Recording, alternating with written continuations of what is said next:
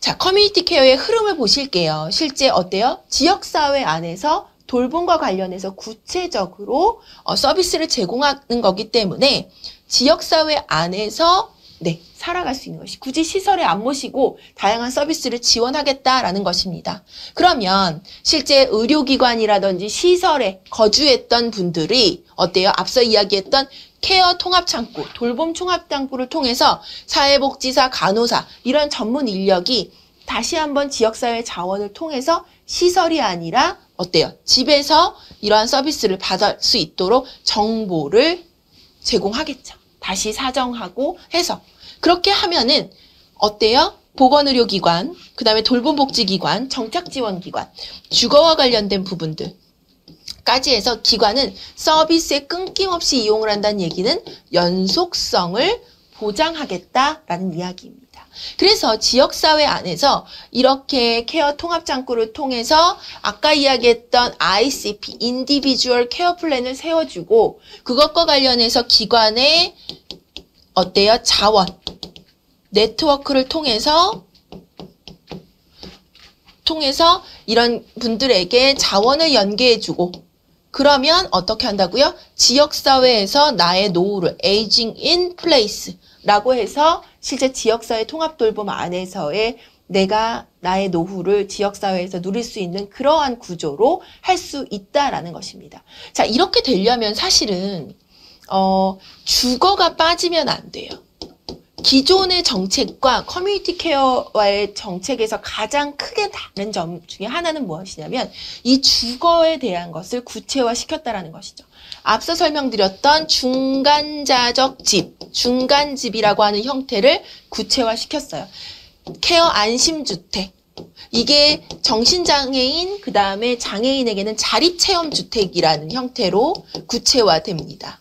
그렇기 때문에 정신장애인, 그 다음에 장애인, 노숙인과 같이 자립체험주택과 그 다음에 케어 안심주택이라고 하여서 내가 집으로 가려고 하는데 당최 요양보호사의 24시간은 풀케어 아니면 나는 가서 다시 내 기력을 회복하기는 좀 어려울 것 같아요 라고 했을 때에는 이 케어 안심주택에 가서 요양원 가기 전까지 본인의 자립도를 높여주는 것입니다. 그렇게 해서 어느 정도 자립도가 높아지면 실제 데이케어 센터라든지 주간보호센터라든지 아니면 요양보호사가 집으로 와서 지원하는 서비스를 늘려서 본인의 집에서 살 수 있도록 하는 것이죠. 근데 여러분들 생각해 보세요.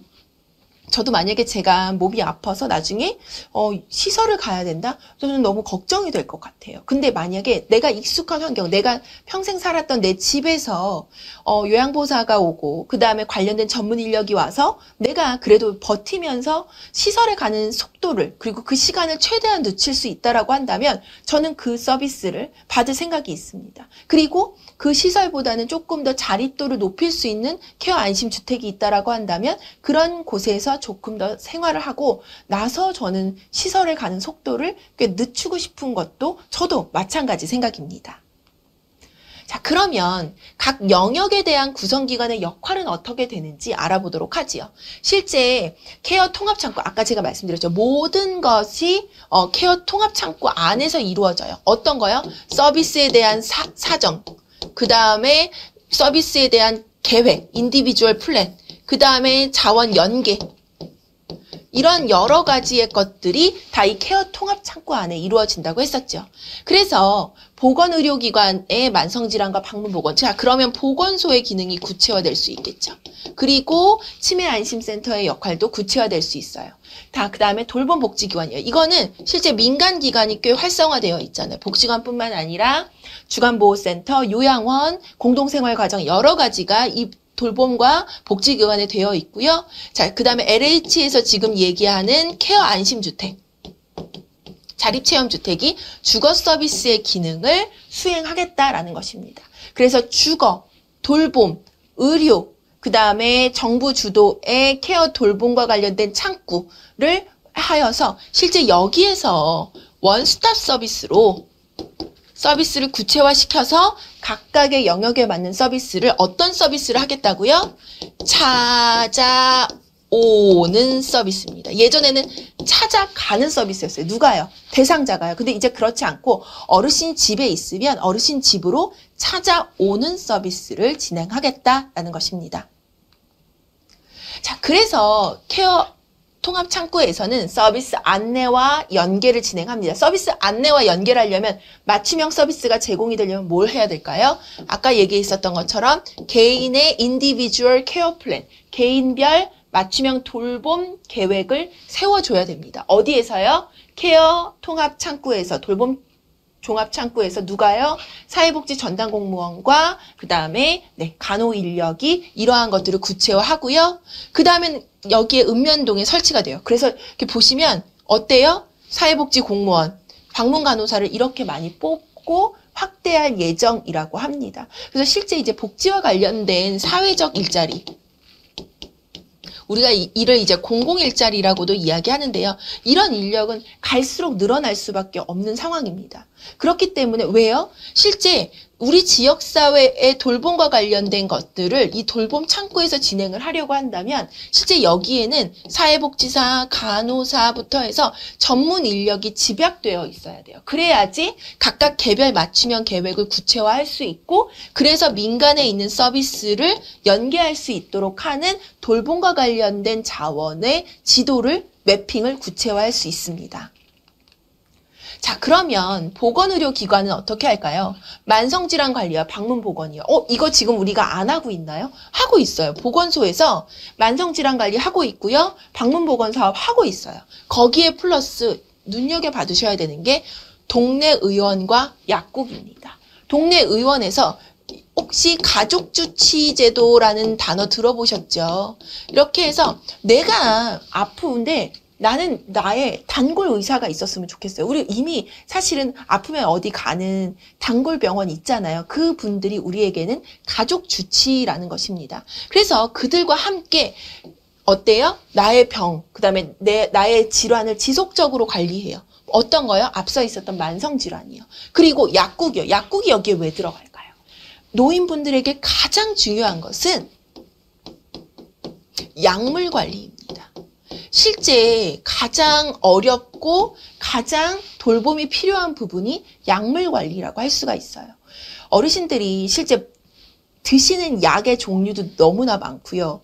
그 다음에 그 약을 제때 드시는 것도 복용하는 것도 너무나 중요한데 이게 그렇지 못하고 있다라는 거죠. 그래서 이제 뒤에서 설명드리겠지만 이 약물 관리 때문에 뭐 IoT 기계, AI와 관련해서 실제 요즘에 어느 정도까지 기술이 되어 있냐면 돌봄 로봇이요. 이 카메라 렌즈가 있어요. 그래서 어르신에게 약 먹을 시간이라고 알려주고요. 어르신이 그 돌봄 로봇의 카메라를 보고 약을 직접 먹어야 돼요. 그러면 그 영상과 그 사진이 보호자에게 전달되는 그런 디바이스까지 연결이 되어 있고요. 여기서 더 이제 고차원적으로 되면은 실제 2, 3주간 혹은 한 달까지 이렇게 밥솥 모양으로 되어 있어요. 약간 제가 쿠쿠 밥솥 같이 생겼다라고 얘기하는데 여기가 약으로 다 되어 있어요. 그러면 약 먹을 시간에 아예 딱 하고 약이 여기에 먹으라고 나와요. 그래서 그 약을 어르신이 복용하고 하잖아요. 그러면 이 복용했던 약의 종류, 그 다음에 약 복용 시간, 이러한 것들이 다 보호자에게 전송이 돼요.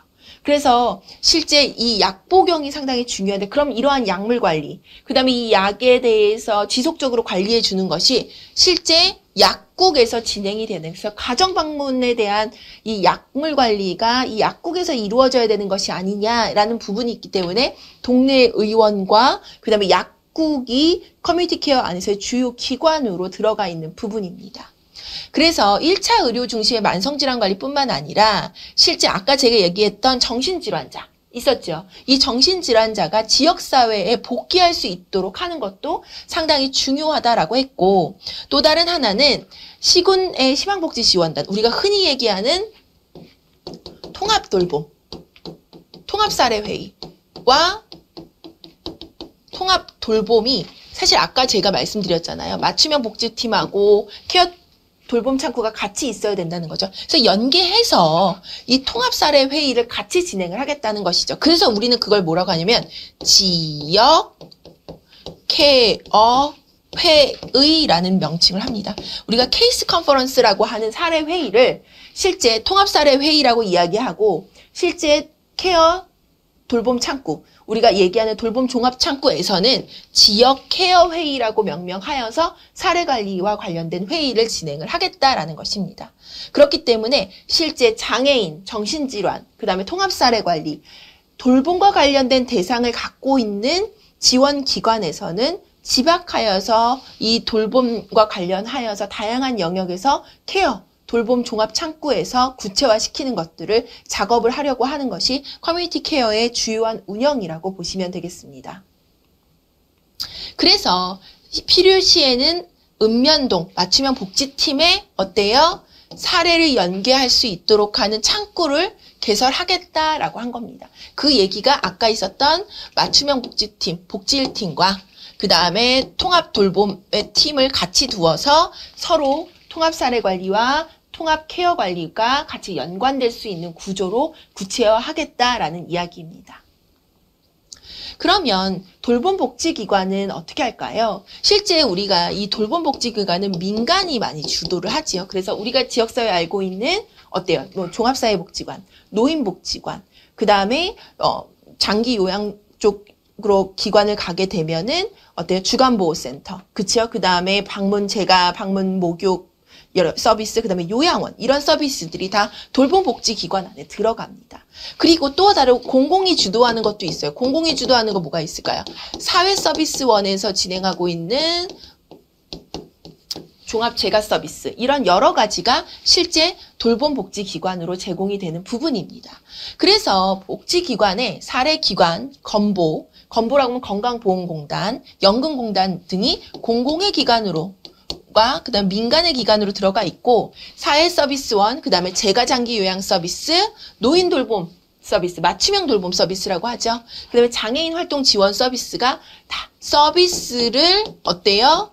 제공하는 기관으로 운영이 된다라는 것입니다.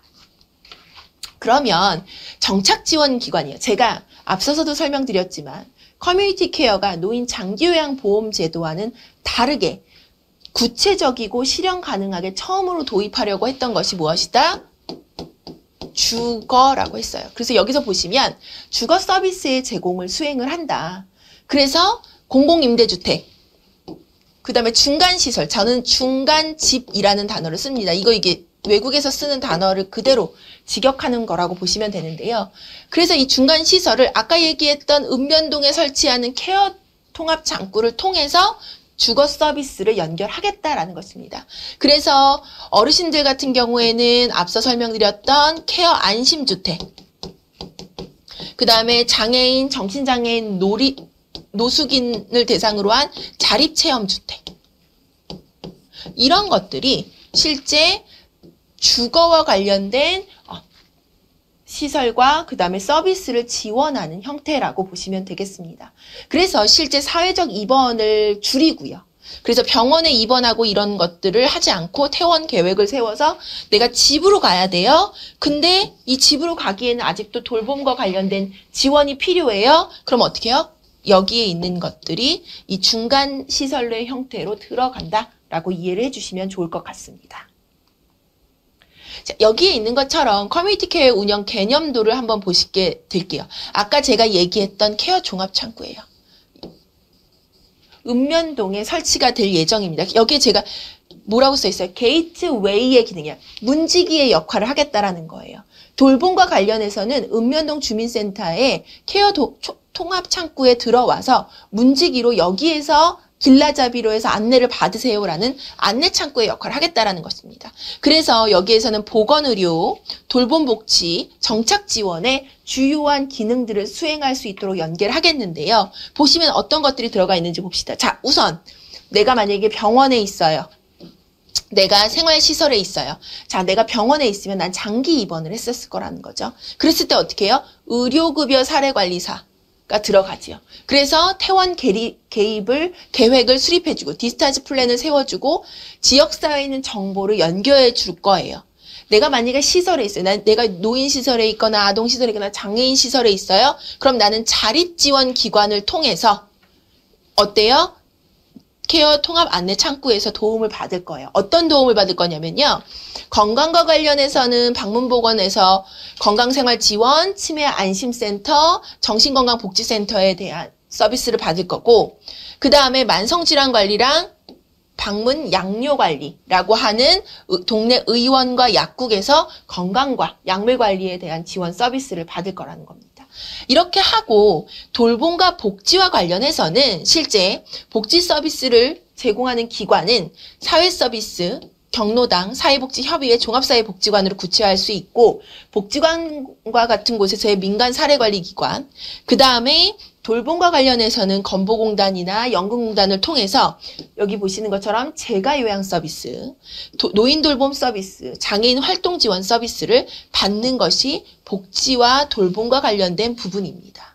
자, 그러면 여기에서 추가로 커뮤니티 케어가 주도적으로 진행하려고 하는 것이 무엇이다? 주거라고 했죠. 주거, 정착 지원입니다.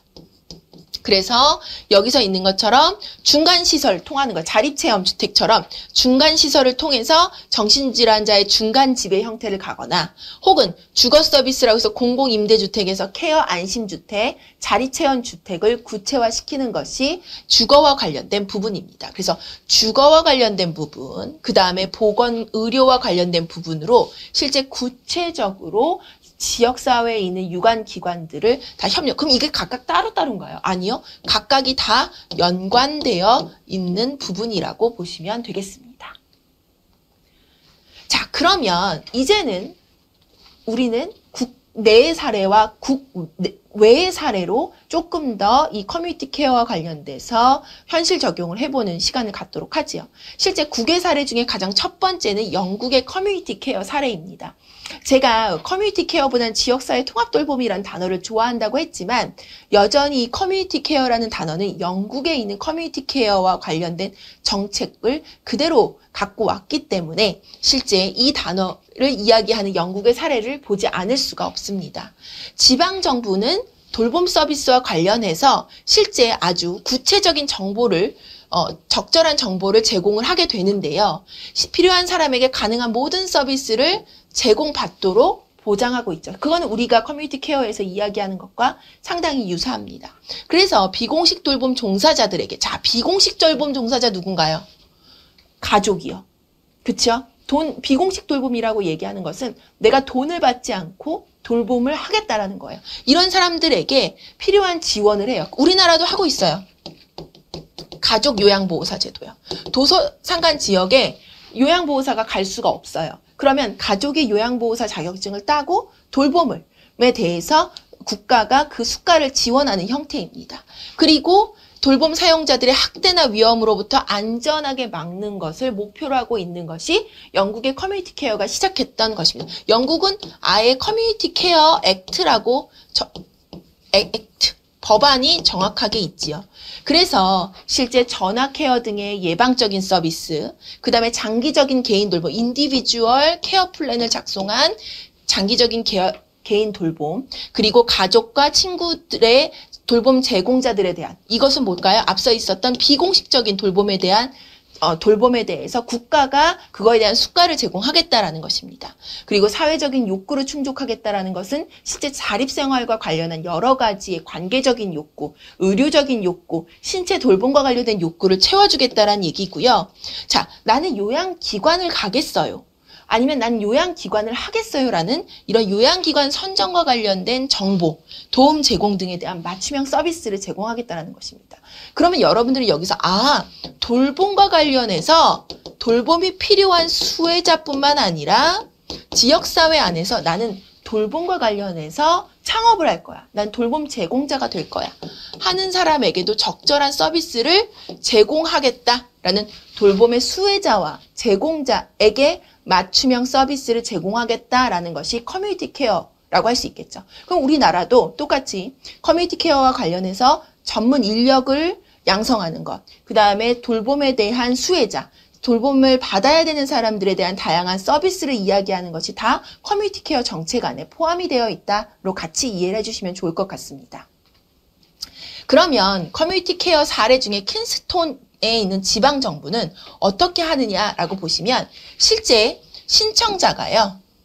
자, 내가 장애 진단을 받았어요. 그리고 난 장애 진단을 안 받았어요로 나눠집니다. 자, 난 장애 진단을 받았어요. 그럼 어떻게 해요? 필수적인 욕구 사정을 하는 거죠. 그 말은 뭐예요? 우리가 알고 있는 케어와 돌봄과 관련된 사정을 해서 내가 중증 장애인이에요. 그러면 어때요? 커뮤니티 케어와 관련된 다양한 서비스를 받을 수 있습니다. 그러면 우리는 어떻게 하냐면 영국 같은 경우에는 개인 돌봄과 관련된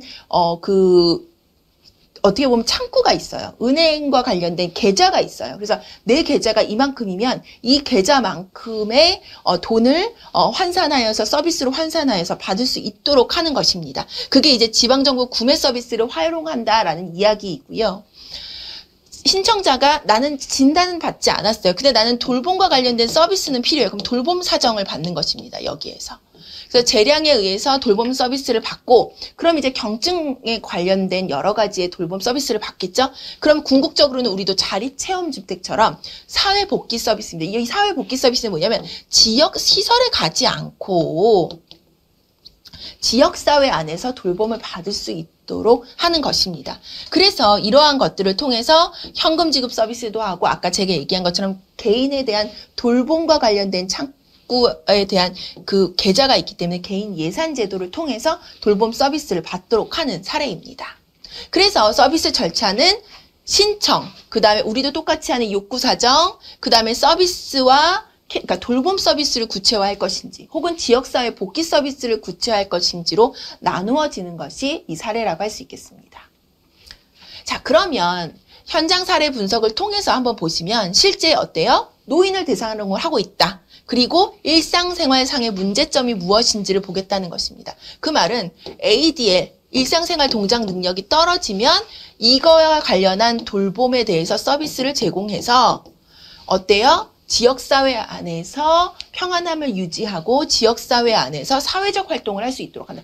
사회적 활동이라 하면 어떠한 노동력이 필요한 게 아니라 나의 관계를 지속적으로 유지할 수 있도록 하는 것들. 그다음에 내가 지역사회 안에서 스스로의 자립생활을 할 수 있도록 하는 것도 다 사회활동으로 들어갈 수 있습니다. 그래서 시설이나 가정의 사회생활을 영위하는 데 있어서 신체적, 정신적, 사회 경제적 요인에 의해서 실제 케어와 관련된 여러 가지의 것들에 대해서 돌봄 서비스를 받는 데에 있어서 어때요? 서비스와 관련된 수혜자뿐만 아니라 어때요? 케어와 관련된 돌봄 제공자 이런 것까지도 다 포함해야 된다라는 것입니다. 그래서 커뮤니티 케어는 실제로 돌봄과 관련된 총체적이고 통합적인 노인복지 정책이라고 보시면 됩니다. 근데 거기에는 어때요? 네, 돌봄에 관련된 제공자에 대한 인력을 구체화하는 것도 포함되어 있습니다. 그러면 다음에는 일본과 관련된 지역 포괄 케어와 관련돼서 설명을 드리도록 하겠습니다. 실제 이제 영어로는 Regional Comprehensive Community Care라고도, 그래서 RCC라고도 이야기를 하는데요. 실제 2013년에 일본 같은 경우에는 오렌지 플랜을 구체화시키면서 지역 안에 지역 포괄 케어 센터를 설치하였습니다. 그러니까 우리나라의 지금의 읍면동 중심으로 한 돌봄 창구를 만들겠다라고 하는 것에 사실은 그 모델을 일본에서 갖고 왔다라고 하면 이해를 하시기가 훨씬 더 좋을 것 같습니다. 그래서 일본은 우선은 지역 포괄 케어와 관련한 정책을 법률을 제정했고 이 법률을 중심으로 해서 자립적인 생활을 할 수 있도록 하는 것입니다. 그게 이제 우리가 얘기했던 인디비주얼 케어 플랜을 구체화할 수 있도록 하는 것이고요. 이제 주된 내용은 이 지역 안에 지역 포괄 케어 센터를 설치하는 거예요. 그래서 재가의료, 그 다음에 개호라고 한 것은 돌봄이라는 단어입니다. 돌봄을 연계하는 것이고 개호 예방 서비스, 생활 지원 서비스를 확대하여서 자, 우리 똑같이 의료구려 사례관리처럼 병원에서 퇴원해요. 퇴원하면 어떻게 해요? 의료개호 서비스의 제공기관을 연계하는 거예요. 어디로 들어와서요? 지역사회로 들어와서요. 지역사회로 들어와서 그냥 우리 대학병원 같은 데요. 수술하고요. 입원 며칠 안 했는데도 살살 걸어다니면 집에 가라고 하잖아요. 그러면 어때요? 집에서 나 혼자 있는데 나 돌볼 사람이 없는데 나 어떻게 하지? 어떻게 해요? 여기에 있는 것처럼 중간집이라고 하는 실제 내가 조금은 어느 정도의 돌봄을 받으면서 요양을 할 수 있는 곳을 먼저 가서 회복을 한 다음에 여러 가지의 돌봄 서비스를 가지고 집으로 돌아가는 이러한 것들을 제공하는 것이 지역 포괄케어 센터의 역할입니다. 그래서 이 지역 포괄지원센터의 설치 운영과 관련해서는요, 실제 시정촌이에요. 우리나라의 시도, 시군구라고 보시면 돼요. 여기가 총 관할을 하고 있는 거예요. 그럼 우리나라와 유사한 형태죠. 우리나라도 어때요? 케어 돌봄 창구, 돌봄 종합 창구 이런 거 설치 어디다 한다고 그랬어요? 읍면동에 설치한다고 그랬죠. 그 읍면동에 대한 것들은 어디서 해요? 시도, 시군구에서 관할을 하는 거죠. 지방자치, 지방분권의 역할을 강화시켰다라는 것입니다. 그래서 실제 지역 포괄센터가 실제 지역 서비스의 사업자, 관계단체, 그리고 피보험자가 대표로 해서 이런 운영 협의회를 구체화시켰다라는 것입니다. 그래서 이 지역 포괄센터가 실제 우리는 지금 읍면동에 설치하지만 일본 같은 경우에는 센터화되어 있고 2017년을 기준으로 했을 때 직영, 국가가 주도하는 건 약 30%, 그 다음에 사회복지법인이 하는 게 한 40%, 그 다음에 사회복지협의회가 하고 있는 게 한 13%, 의료법인이 하는 게 한 12%로 위탁을 하고 있는 형태입니다. 그 말은 우리도 추이를 할 수가 있어요. 어떻게 해요? 국가가 지금은 주도하고 진행을 하겠다라는 것이지만 어느 정도 시스템이 안정화되고 했으면 이걸 이제는 밖으로 빼겠다는 거죠. 지역사회로. 그래서 국가가 운영하는 거, 사회복지법인이 운영하는 거, 의료법인이 운영하는 거, 협의회가 운영하는 걸로 실제 민간에 위탁하면서 위탁의 다양화를 통해서 서비스 제공에 대해서 훨씬 더 전문성과 다면적인 욕구를 충족할 수 있도록 하겠다라는 것입니다. 그래서 우리가 일본의 사례를 통해서 우리나라의 커뮤니티 케어가 지역사회에 안착했을 때 어떠한 구조로 가는지를 볼 수 있을 거라는 것이죠. 자, 그러면 일본 지역 케어 포괄센터의 가장 중요한 서비스 지원 방식을 보시면 어떠냐면 팀 접근의 방식이에요. 팀 어프로치예요. 그래서 어때요? 여기서 우리가 얘기하는 보건사, 의료인을 얘기하는 것이고요. 사회복지사. 일본은 케어 매니저가 있지요. 사회복지사에서 실제 교육을 받고 그 다음에 실습을 하고 경력이 되면은 국가 자격증으로 케어 매니저라는 자격증을 주지요. 배치하여서 전문적인 팀 연계를 해요. 그래서 케어 매니저를 중심으로 해서 복지와 의료, 보건이 같이 해서 전문성을 강화하고요. 지역에 있는 다양한 관계자로부터 운영 협의회를 두어서 공정하고 중립적인 운영 방식을 유지하려고 노력을 하고 있습니다. 그러면 여기에 있는 치매 지원 서비스를 보시면 실제 치매는요. 여러분들 초기 집중 지원 팀이 지역 포괄 케어 센터 안에 있습니다. 그래서 6개월 동안이에요. 딱 6개월 동안 치매 가정을 해서 평가도 하고 가족 지원도 하고 포괄적이고 집중적인 초기 지원 서비스를 6개월만 진행을 합니다. 그래서 초기 집중 지원을 하면서 여러 가지의 서비스와 진단부터 해서 약물 관리부터 해서 집중적인 서비스를 지역사회에서 하고 그 다음에 우리나라의 치매 안심센터와 같은 기능으로 사례를 넘기지요. 그 말은 지역 포괄 케어 센터에서 치매와 관련한 초기 집중 대응을 하는 이유는 기존의 치매와 관련된 사업을 평가하고 여러 가지를 평가했더니 초기 집중 지원이 늦었다라는 평가가 있었습니다. 그래서 그거에 대한 역할과 기능을 지역 포괄 케어 센터에 두어서 그 역할을 할 수 있도록 하는 것입니다. 그래서 6개월 동안에 상당히 집중적인 지원, 인텐시브한 케어를 받고 그 다음에 지역사회에 있는 치매 케어 센터로 연관이 되고 의료기관으로 연계가 되는 것이 이 커뮤니티 케어 안에서의 치매와 관련된 일본의 대응이라고 할 수 있겠습니다. 자, 그러면 이제는 국내 사례로 한번 넘어가도록 하지요. 국내 사례는 한국의 지역사회 돌봄을 실제 시범사업이라든지 선도사업으로 구체화하려고 하고 있습니다. 한 예로 이제 서울의 돌봄 SOS 센터를 제가 예로 갖고 왔습니다. 돌봄을 필요로 하는 주민에게 공공이 적극적으로 개입해서 돌봄 서비스를 신청하고 사후관리까지 책임있게 수행하는 케어 통합 창구입니다. 자, 그러면 서울 같은 경우에는 지역사회 통합 돌봄에서 하려고 하는 케어 종합 창구, 돌봄 종합 창구를 이미 읍면동에 동사무소에 설치를 한 거죠. 주민센터 안에. 그래서 돌봄 SOS 센터를 설치하고 여기에서는 어떤 서비스를 하고 있냐면 일시 재가 서비스, 그 다음에 단기 시설 서비스, 안부 확인 서비스, 건강 지원 서비스, 동행 지원 서비스, 주거 편의 서비스, 식사 지원 서비스, 정보 상담 서비스입니다. 실제요, 코로나19가 2019년도에 이게 시범 사업을 서울에 있는 자치구 5개 진행을 했어요. 그랬는데 이제 2020년도에 코로나가 감염병이 확산이 되면서 실제 이 돌봄에 대한 공백이 너무나 커져버린 거예요. 그래서 원래는 시범 사업을 조금만 더 확정을 하려고 했다 2020년도에 이 전체의 25개 자치구로 확산이 되면서 만 50세 이상으로 확장을 시켰죠. 그러면서 어떻게 했냐면 성인 장애인 중심의 지원을 하고 소득의 범위도 실제 중위소득 85% 이하의 시민에게 전액 지원을 하는 걸로 했고 그 외의 시민에게는 본인 부담금을 부여했는데 코로나19에 대한 일시적인 부담 완화를 했어요. 그래서 코로나19로 중위소득 100% 이하 그리고 시민이 한시적으로 전액 지원을 하는 형태가 되었다라는 거죠. 그래서 실제 이 코로나19 이후에 시의적절한 돌봄 서비스였다라는 평가를 받고 있고 제가 이거에 대한 예를 갖고 왔던 이유 중에 하나는 뭐냐면 지금은 재원의 한정, 그 다음에 서비스와 관련된 인력의 한정 때문에 만 50세로 한정을 하고 있어요. 관련된 서비스를. 어떤 거요?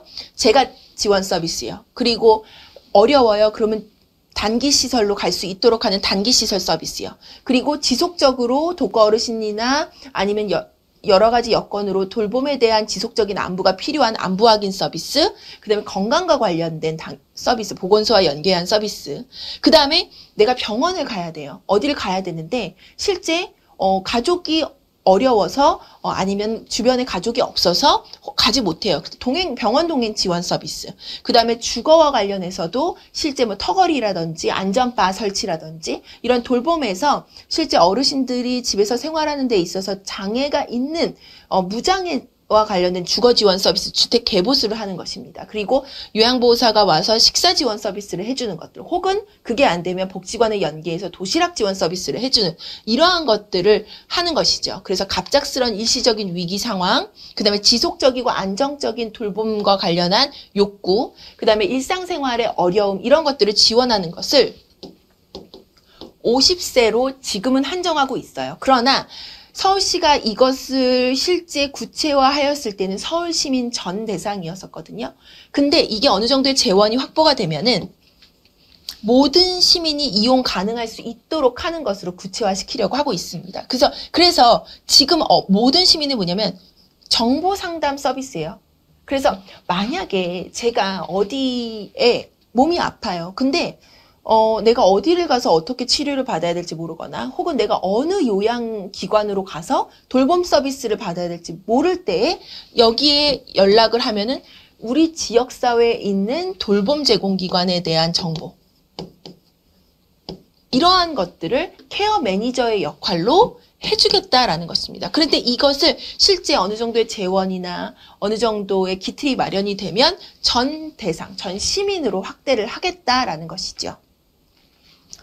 실제 지원 대상을 더 자세히 보시면 혼자 거동하기 어렵거나 독립적인 일상생활의 수행이 어려운 경우에 그리고 수발할 수 있는 가족이 없어요. 아니면 수발할 수가 없어요. 멀리 떨어져 있어요. 그러면 공적 돌봄 서비스 이용하지 않거나 그러니까 만약에 제가 돌봄 서비스를 필요한데 저는 아직 만 65세 이상이 아니에요. 그래서 장기요양 등급도 신청할 수가 없어요. 근데 나는 이러한 돌봄이 필요해요. 그러면 어떻게 해요? 공백이 당연히 필요하겠죠. 우리가 이 공백을 뭐라고 해요? 복지 사각지대에 놓일 수 있는 가능성이 크다라고 이야기를 하는 수밖에 없는 것입니다. 그렇기 때문에 실제 이러한 서비스를 위해서 일시재가 서비스, 내가 정말 도움이 필요할 때만 서비스를 쓸 수 있도록 하는 일시재가, 그 다음에 단기시설, 내 집에서 24시간 도움을 받을 수 있는 상황이 아니니까 저 잠깐 한 15일 정도만 시설에 가서 있을게요. 라는 것들. 그 다음에 이동 지원 서비스. 아까 제가 말씀드렸듯이 병원을 간다든지 이런 것들에 대한 이동 지원 서비스. 그 다음에 주거 편의 서비스. 주택을 개보수해 주는 것들. 그 다음에 요양보호사가 와서 식사를 지원해 주거나 혹은 그게 안 되면 어때요? 도시락을 배달해 주거나 이러한 것들. 그 다음에 안부 확인 서비스, 건강 지원 서비스. 전 시민에게 확대되어 있는 정보상담 서비스가 실제 지원 내용이라고 할 수 있겠습니다. 지원 체계를 보시면 실제 돌봄 매니저예요. 케어 매니저라고 이야기했던 사람들을 돌봄 매니저. 자, 여기에 직군 누가 들어간다고 했죠? 사회복지사와 간호사가 들어간다고 했어요. 그래서 진짜 위기도에 따라서 긴급 출동을 할 건지 아니면 방문 확인을 할 건지에 대해서 하는 거예요. 자, 막상 어르신이 화장실에서 그냥 넘어졌어요. 낙상에 해서 꼼짝도 못 하신대요. 그래서 119에 접수가 되었어요. 그래서 병원으로 옮겨야 되는데 어르신이 어떤 보호자도 없고 옮길 수 있는 상황도 아니에요. 그러니까 돌봄 SOS센터가 같이 동행해주고 현장 방문하는 거죠. 그래서 어때요? 욕구 상황에 대해서 상세하게 파악을 하는 것입니다. 시급한 사례이면 긴급하게 출동을 해요. 그래서 시급사례 몇 시간 안에? 72시간 안에 긴급적으로 하고 그 다음에 아니다. 나는 긴급한 사례는 아니고 방문 확인 정도예요. 그럼 한 15일 이내에 해도 됩니다. 그래서 보시면 돌봄 계획을 수립하죠. 아, 어떠한 돌봄이 필요하구나. 안부 확인 서비스도 필요하고 식사 지원 서비스도 필요하고 일시 재가 서비스도 필요하구나. 이러한 계획들을 하고 그 다음 어떻게 해요? 맞춤한 기관에 의뢰해요. 근데 그 의뢰까지 하는 데에는 접수 14일 이내에 해야 된다는 것입니다. 그렇게 해서 민간에 있는 자원을 활용하거나 공공에 있는 서비스를 이용해서 서비스를 제공하고 자, 가장 중요한 게 뭘까요? 모니터링이에요. 정말 서비스를 잘 받고 있는지 이러한 것들을 확인하기 위해서 돌봄 매니저가 이것을 파악하고 그렇게 해서 어떻게 해요? 사례 종결이에요. 자, 그렇게 해서 여기 보시면 이용 금액을 정산하게 되어 있잖아요. 자부담 비율이 어느 정도 있다라는 것입니다. 그래서 서비스를 받을 수 있도록 하는 거죠. 그래서 실제 장기 요양 제도권 안에 들어가기 전에 만 50세 이상에서 돌봄 서비스가 필요하면 실제 활용할 수 있는 거죠.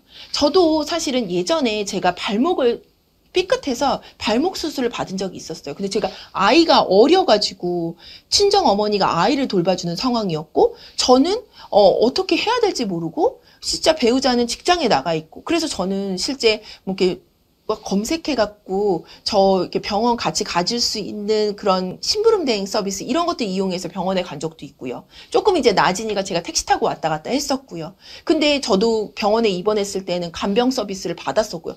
비용이 너무 많이 들었었거든요. 그래서 실제 이게 만약에 만 50세가 아니라 전 시민에게 확대가 된다라고 한다면 저도 이런 서비스를 받을 만하겠다라는 생각을 했었죠. 자부담률이 조금이기 때문입니다.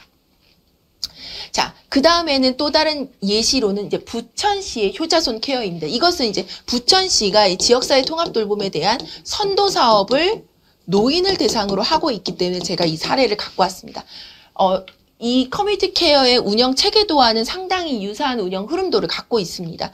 병원에서 퇴원을 준비하거나 아니면은 재과 생활을 하려고 하는 분들에게 의료급여 사례관리사가 디스차지 플랜이라고 하는 퇴원 계획을 세워주고요. 또 어때요? 내가 집에서 생활하는데 돌봄 서비스가 필요해요. 케어 안내 창구에서 돌봄 매니저가, 케어 매니저가 이 돌봄과 관련한 것들을 하죠. 근데 이것을 혼자 결정하는 게 아니라 동과 시가 주도가 되어서 지역 케어 회의라고 했죠. 이거 제가 사례 회의와 상당히 유사하다라고 설명을 드렸습니다. 그래서 어떤 서비스를 받냐면 주거, 요양 돌봄, 보건, 의료, 서비스 연계를 하는 것입니다. 보시면 주거부터 보시면 제가 케어 안심주택이라고 했잖아요. 그걸 이제 부천시는 커뮤니티 홈, 케어 안심주택, 효자손 케어라고 하는 명칭을 통해서 주거 서비스를 실현을 하는 것이고 요양 돌봄 같은 경우에는 영양, 일상생활 지원, 마을 돌봄터라고 해서 경로당 중심의 서비스, 그다음에 재가의료급여 서비스. 이것은 실제 의료급여 사례관리에서 시범사업으로 현재 하고 있는 제가 의료급여 서비스입니다. 이러한 것들을 하고 있는 것이고요. 보건의료는 방문진료, 그 다음에 방문 양료 서비스. 아까 제가 말씀드렸죠. 동네 약국을 이용하여서 방문 양료 서비스를 받는 것, 그 다음에 만성질환 관리를 하는 것입니다. 그 다음 서비스 연계는 보시면 여기 제가 부천시가 효자손 케어에서 조금 더 이제 눈여겨봤는 게 지역 리더를 양성하여서 실제 사각지대를 줄이기 위해 어르신들을 지속적으로 방문 관리할 수 있도록 하는 지역 리더 양성을 했다라는 거 하나. 두 번째는 정리수납이 들어갑니다. 실제 이제 가보면 집이 정리가 전혀 안 돼 있고 미생이나 이러한 것들이 너무나 부족한 거죠. 그래서 이 정리수납 컨설턴트를 고용하여서 주거 환경을 조금 더 높이고, 근데 이게 그냥 치우고 가면요, 한 달이면 그 상태로 또 돌아와요. 그러니까 그런 것들을 지원하고 교육하는 것도 여기에 서비스 연구에 들어가서 궁극적으로는 지역사회 안에서 재가 서비스를 받으면서 오랫동안 지역 생활을 할 수 있도록 하는 거라고 보시면 되겠습니다.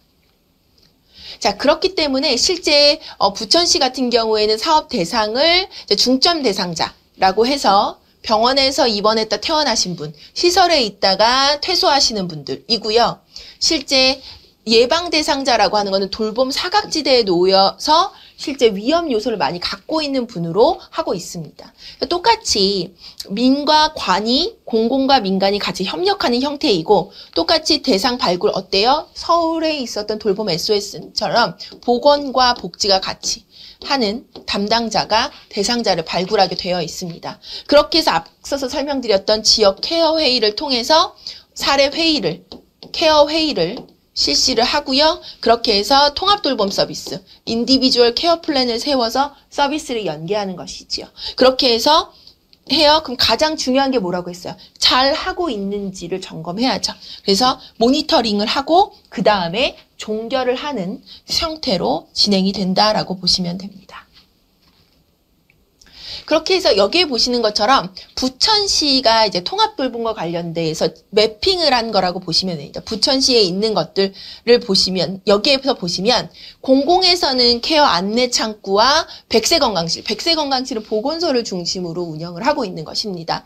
거기에 민간의 복지관들이 다 들어가 있어요. 그래서 공공과 민간이 같이 연계되어서 하고 있다라는 것들을 지역적으로 지도를 구체화하여서 보여주는 거라고 보시면 되겠습니다. 그래서 똑같이 각각 부천시에 있는 것 중에 케어 안내 창구가 실제 공공주도의 읍면동 주민센터를 중심으로 하고 있는 것이고, 백세건강실은 보건소를 중심으로 하고 있는 것이고, 지역사회에 있는 복지관을 중심으로 실제 여러 가지 연계된 서비스를 진행하고 있다라는 것을 지도를 통해서 확인하실 수 있습니다.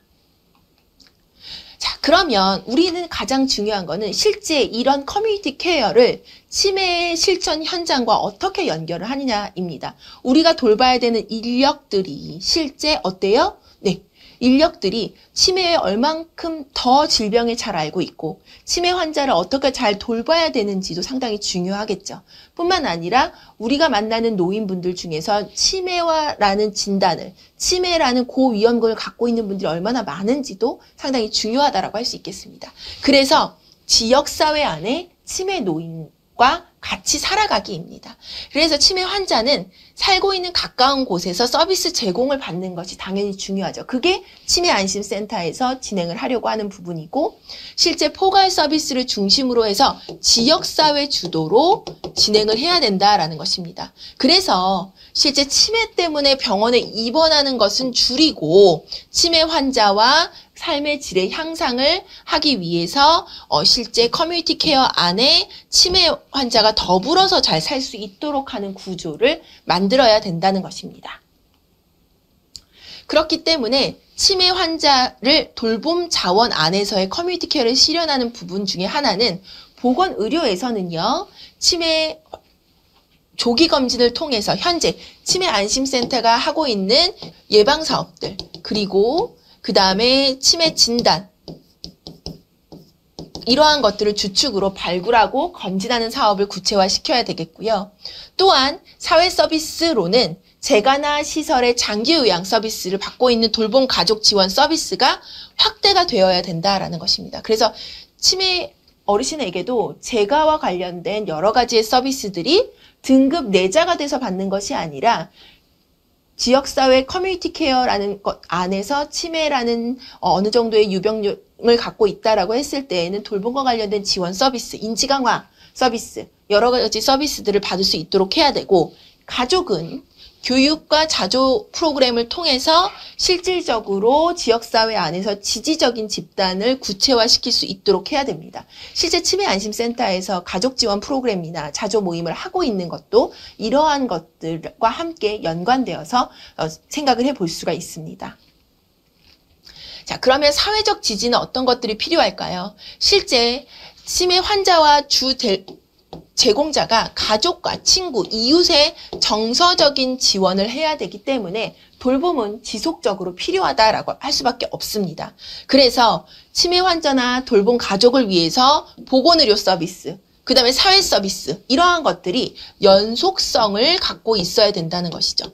대상자가 바쁘면 안 돼요. 여기 가서 의료 서비스 받고 여기 가서 사회 서비스 받고 이런 것이 아니라 커뮤니티 케어라고 하는 돌봄의 큰 테두리 안에서 치매라고 하는 질병을 갖고 있는 노인분들이 원스톱 서비스처럼 지속적으로 끊기지 않게 어때요? 의료 서비스도 받고 사회 서비스도 받을 수 있는 것이 국가 주도의 커뮤니티 케어 안에서 실제 구성이 될 수 있도록 해야 된다는 것입니다. 그래야지 치매와 관련된 속도도 늦출 수 있고요. 시설이 아닌 지역사회 안에서 무엇보다도 커뮤니티 케어가 실현하려고 하는 것이 치매 안에서 구체화될 수 있습니다. 실제 치매 어르신들이요, 시설에 가면은 상당히 어려워하세요. 그 이유 중에 하나는 나는 움직일 수도 있고, 나는 먹는 것도 더 먹고 싶고, 나는 무언가의 얘기도 하고 싶은데 다들 주변에 어때요? 누워있는 어르신들밖에 없는 거예요. 그러니까 치매 어르신들 중에서도 이렇게 이동이 가능한 어르신들이 요양원에 있으면 너무너무 답답해 하시죠.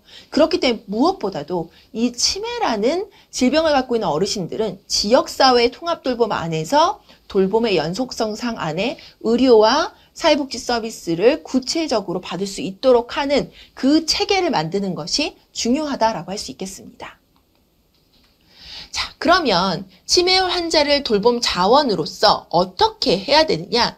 단순한 인적이나 물적의 인프라를 구성하는 것이 아니라 치매 친화적인 환경을 조성해야 된다. 그래서 치매 안심센터에서 치매 안심마을을 구체화시키고, 그쵸? 이것과 관련된 AI와 관련된 돌봄을 구체화시키는 것도 이것에 관련된 부분들인 거죠. 그쵸? 안부 확인 서비스, 이러한 것들, 그 다음에 치매 안심마을에서 하려고 하는, 지금 특화 사업으로 하려고 하는 이런 산림치유 프로그램들, 이러한 것들이 치매 안심마을에서 4차 산업혁명에서의 기술 지원으로 IoT 안심마을을 만들려고 하는 것들, 그 다음에 자연치유적인 안심마을을 만들려고 하는 것들이 실제 지역사회에서 오래 지속적으로 치매의 질병을 갖고 있으면서도 속도를 늦추면서 하려고 하는 그러한 정착의 의미가 가장 크다라고 할 수 있겠습니다.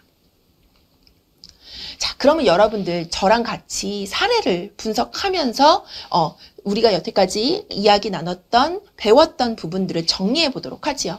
자, 혼자 사는 어르신이에요. 60대 어르신인데요. 화장실에서 넘어져서 뇌출혈도 발생하고 다리도 골절됐어요.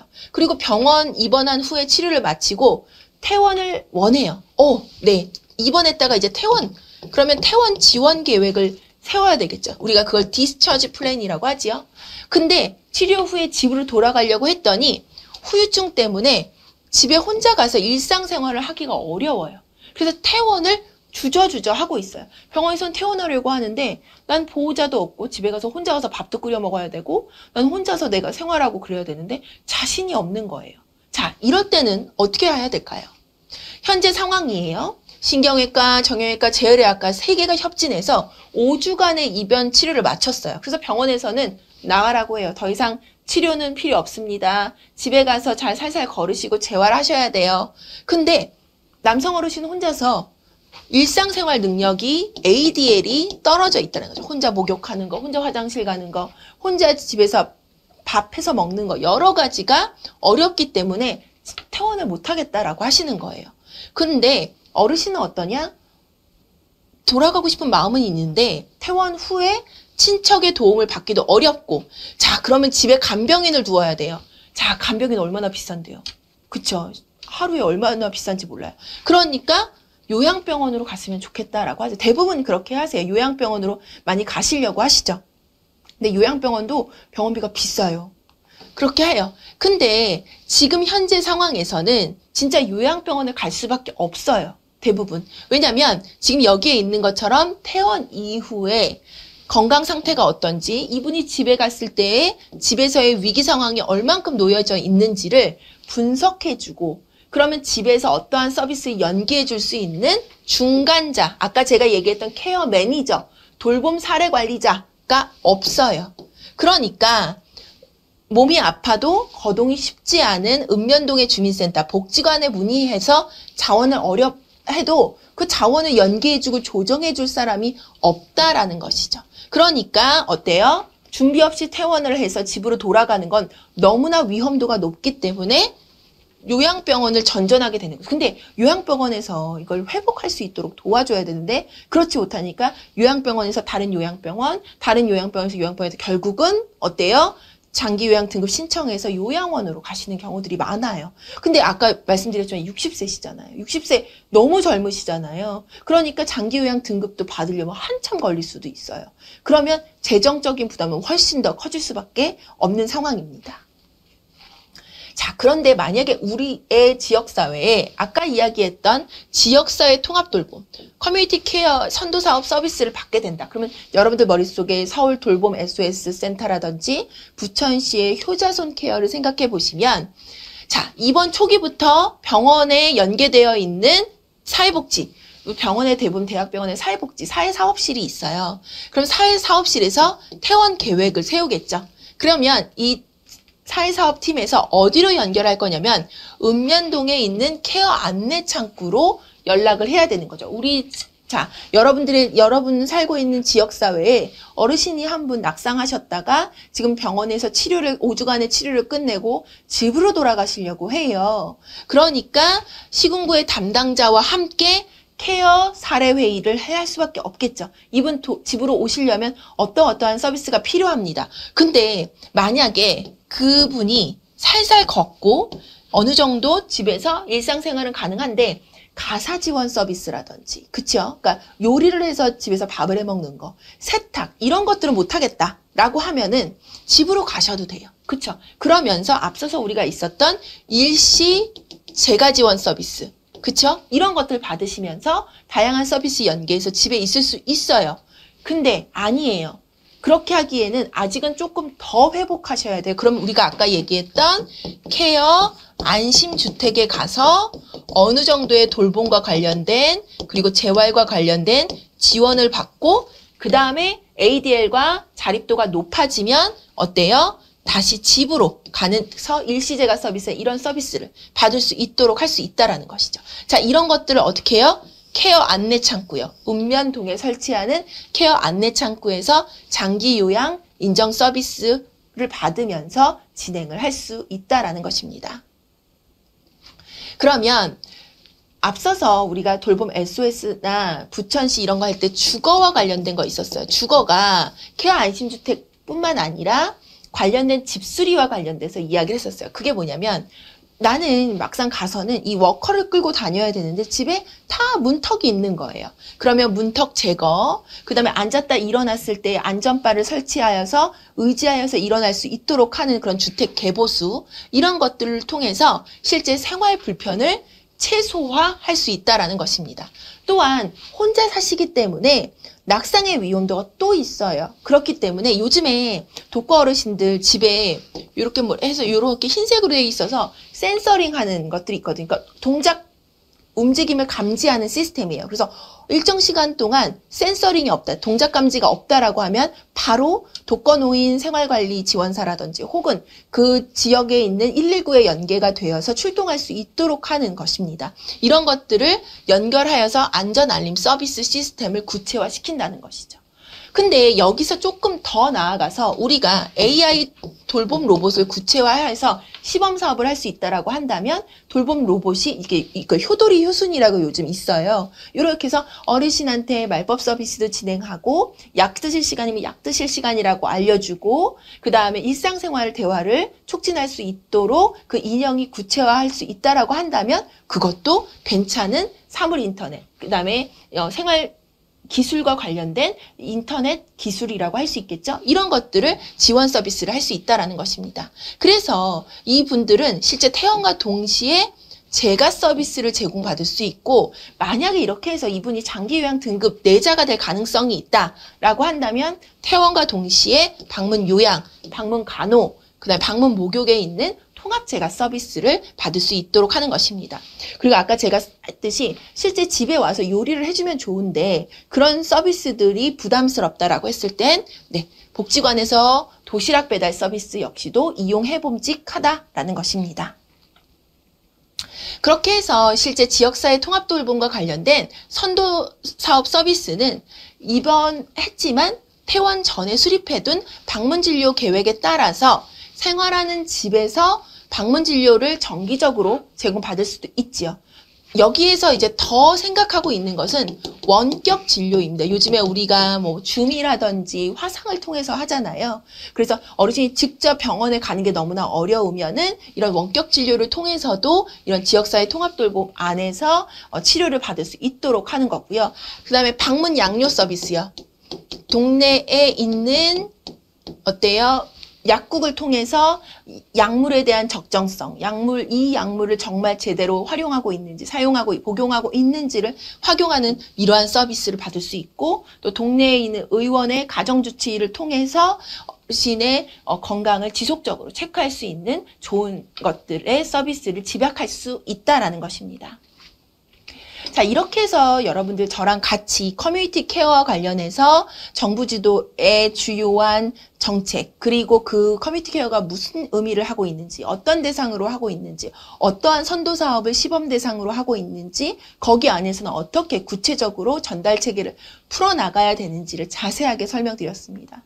또한 저희가 영국과 일본의 사례를 통해서 실제 우리보다도 앞서서 알아봤던 커뮤니티 케어와 관련된 시스템, 그리고 지역 포괄지원센터와 관련된 여러 가지의 기능들을 알아보았고요. 또한 서울의 돌봄 SOS 센터, 부천시의 효자손 케어를 통해서 국내 사례까지도 알아보았습니다. 그리고 마지막으로는 저희가 치매와 관련해서도 실제 어떻게 하면 지역사회 통합돌봄 안에 치매 관리 대상들, 그리고 치매와 연결되어 있는 사업들을 연결할 수 있는지를 알아보았고, 마지막에는 현장 사례를 통해서 지역사회 통합돌봄을 구체화하는 것을 실사례를 통해 적용해 보았습니다.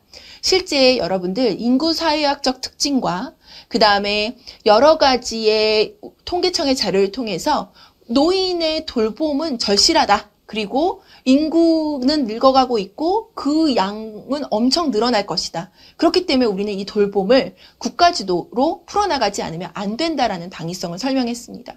그거를 위한 것이 커뮤니티 케어에 대한 정책이고, 그것을 어떻게 사업을 풀어나갈지에 대해서도 국가주도의 정책으로 자세히 알아보았습니다. 여러분들이 조금 더 커뮤니티 케어를 이해하는데 좋은 길라잡이가 되는 강의였으면 좋겠습니다. 여러분들 감사합니다. 수고하셨습니다.